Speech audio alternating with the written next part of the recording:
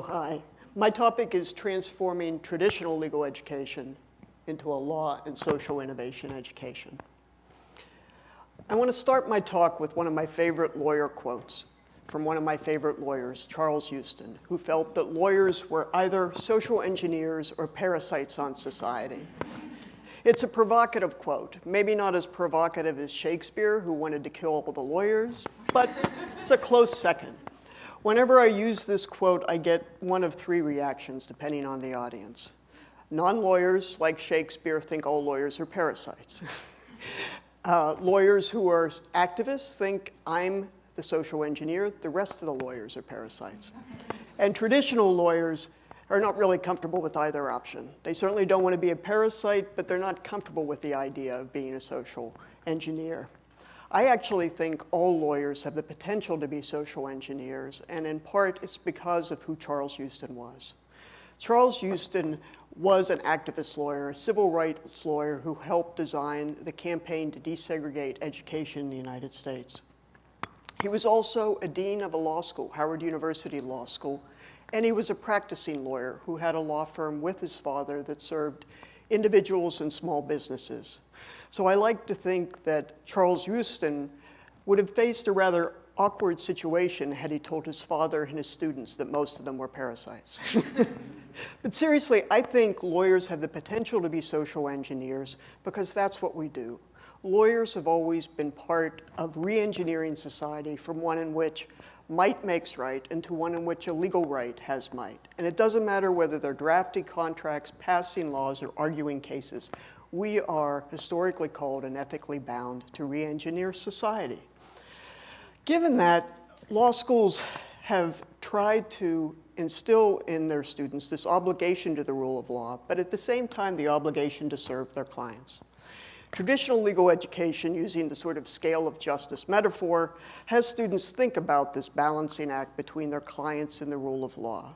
For instance, if a small business person came in and said, I'd like to found a nonprofit because I'd like to give some of the money away and keep the rest for myself. You would say, as a traditional lawyer, no, you can't do that. And it's a rather simple balancing act. However, in today's world, which is much more interconnected, globally competitive, and truly rapidly changing, this metaphor no longer works. And you find that law students and lawyers look more like this, where they're dealing with demanding clients who want more service, understandably for less money. They're dealing with conflicting laws that are never simple issues. And they're dealing limited financial resources, not only their own, but their clients. And so when lawyers are feeling like this, traditional legal education is woefully inadequate to be dealing with this. Traditional legal education looks backwards to precedents. And when you look backwards to precedents, you tend to produce lawyers who are risk averse. You've heard of changemakers. These sorts of lawyers are change breakers. They're the ones that say no.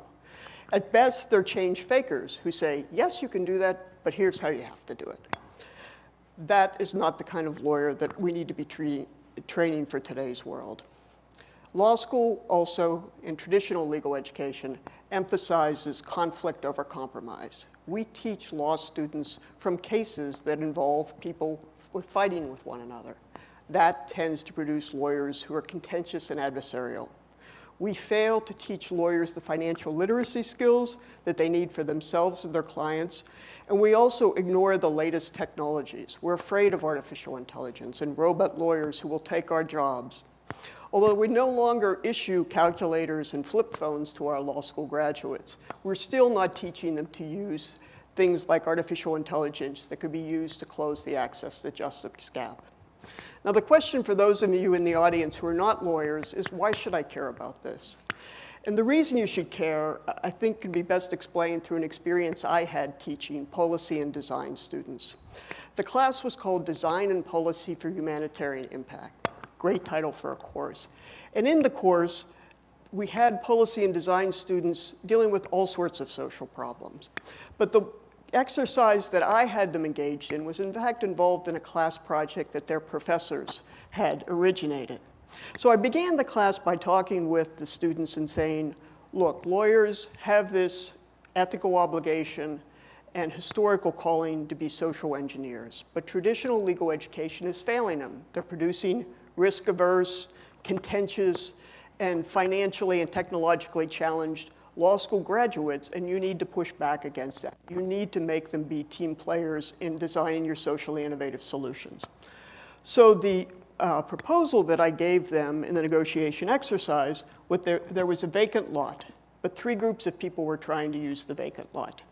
Community farmers, an artist colony, and a group of startups were part of an incubator. The class was actually aware of a solution that their professors had designed. It was in a neighborhood that was being rapidly gentrified in Pittsburgh, and they had a lot with a series of abandoned garages and vacant property that was being fought over by a number of contentious groups. By working together, they developed Lathan Commons. Through empathetic community engagement, they were able to design spaces for startups with rooftop gardens and community public art that was available for everyone to enjoy.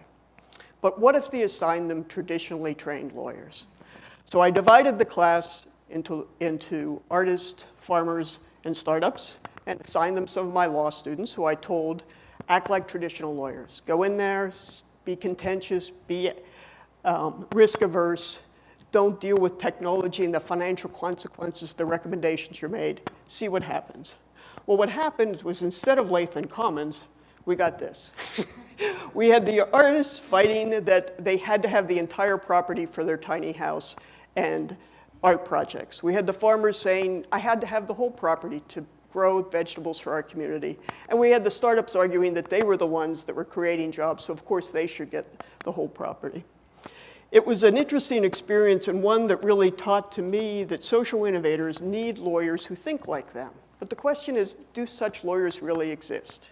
As a matter of fact, they do. And Bill Drayton, the founder of Ashoka, is a great example of that. Bill Drayton founded his first social enterprise when he was a law student that employed 1/3 of his fellow classmates in redesigning laws for legislatures in the Northeast. He then went on to join McKinsey, where he served nonprofit, for-profit, public, and social enterprise clients. He went to the EPA, where he developed emissions trading as a socially innovative solution. And finally, he founded Ashoka. Bill Drayton is an example of an increasing phenomenon of lawyers who do not practice law. In fact, if you look at US Census data, 1/3 of people with law degrees are not practicing law. What are they doing? They're running companies, they're working for nonprofits. Some of them are even social entrepreneurs. In fact, 10% of the Ashoka Fellows are lawyers. Most of them are not practicing law. Interestingly, 30% of Ashoka Fellows are dealing with legal reform. We can only hope that there's additional socially innovative lawyers to help them in that quest. But what are socially innovative lawyers and how do we train them? We need to replace a traditional legal education with a law and social innovation education. What does that mean? First and foremost, it means that lawyers need to work as members of diverse interdisciplinary teams.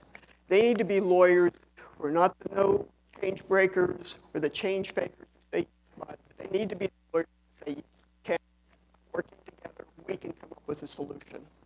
Lawyers need to be trained with financial skills. They need to know how to achieve financial sustainability for themselves and their clients. Lawyers are not law, so we need to teach them how to serve other social systems. And we need to teach them how to leverage technology to address the access to justice gap. We all know that there are too many law school graduates for law firm jobs.